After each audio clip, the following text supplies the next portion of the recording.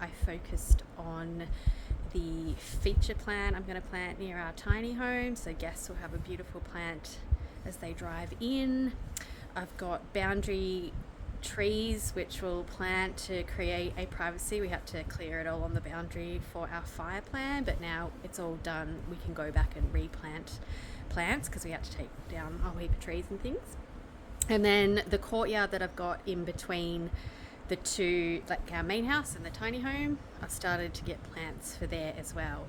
So 6 days, I made some progress today. I went to this most amazing nursery in Scamander. It's about 45 minutes from Bicheno, and it is just beautiful. All natives. They've got succulents there as well, and herb garden that's down the track. But yeah, Paul's Horticulture, I highly recommend it if you're on the east coast of Tassie. He was just amazing with his knowledge and what plants I should put where. So I'll give you a little update and show you what I'm planting. So for the courtyard, actually, this is the courtyard. So you can see in between the main house and the tiny home that I'm standing on, that's what I'm going to transform next week. And the plants I've got is these little grasses here, so I can cut those in half. I've got 4 of them. And they're really cute. You can see they make these little grass mounds.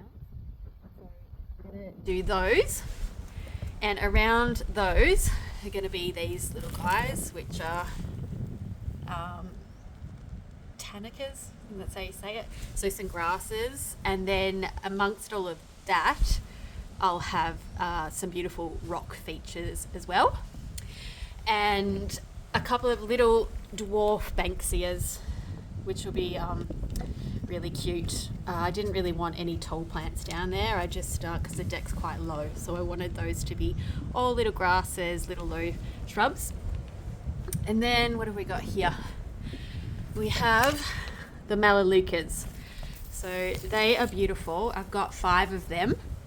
They are going to be the privacy screen for the boundary fence. So when guests drive in, they'll be able to have a bit of privacy. But obviously they're going to take a little while, a couple of years to grow. But will look really nice all together. And then for the feature tree, I've got this gorgeous Silver Princess eucalyptus.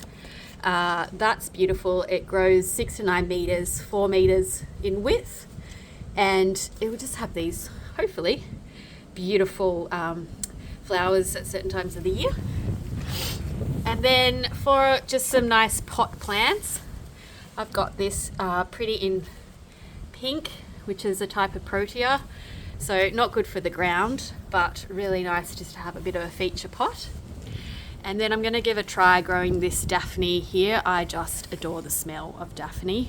Again, this won't go in the ground. It will just stay in a pot. And over here, I'll put a few of these feature pots because I've got a bit of a balcony here for the guests, which I've created a privacy screen, but I'm going to actually fill up this back area with plants. I'm even going to, down the track as well, look at a feature green wall so I can fill that back wall up with plants. So this is Saturday's mission, which is good. And to give you a bit of an idea, if you want to get down in the detail, this is kind of the plan that I made up. I just measured out everything that I wanted to work out how many plants I need per section.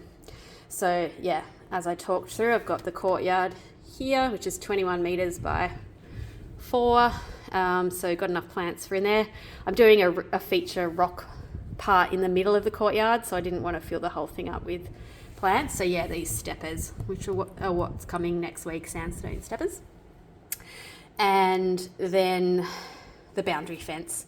So I've got nearly 12 meters of boundary fence I need to fill, so those Melaleucas will actually grow quite nicely there. And this privacy screen, so 12 meters, I've got to build the screen before I can put the plants in.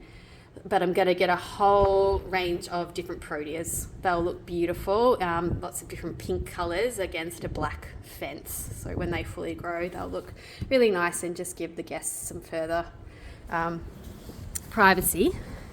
But yeah, this is where the boundary fence is. So that road you can see and that gum tree, it's that section there that I'm putting those melaleucas, because over the other side there's still a few trees there we didn't have to take out for our fire break. I'm still undecided how to fix this ground. If anyone has any ideas, please let me know, because I am looking at just mulching it for now. I'd love to put grass down, but we're in a drought area, so I don't want to water it too much. But mulch, we'll see. You'll need a lot of mulch here. I just wanted to make it a little bit neater for the guests. So yeah, that's what I've been doing today, along with little feature of Kitten, who's been a good little helper today, but you know, yeah, she doesn't like the camera too much. Yeah, so hopefully that's given you a bit more of an idea on what's going on, and yeah, any questions, any ideas, let me know. I'm always up for learning, because this is the first time I've done a full landscape. All right, again guys, and I'll keep you updated.